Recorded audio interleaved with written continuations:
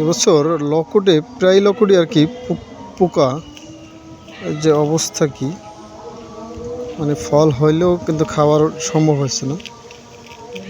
এই যে একটা ফলের অবস্থায়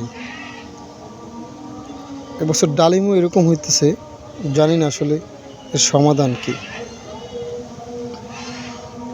প্রতিটা লকটে এরকম পোকায় ধরছে এবং নষ্ট করে দিচ্ছে। ভিতরে ছোট ছোট পোকা আছে অনেকগুলা।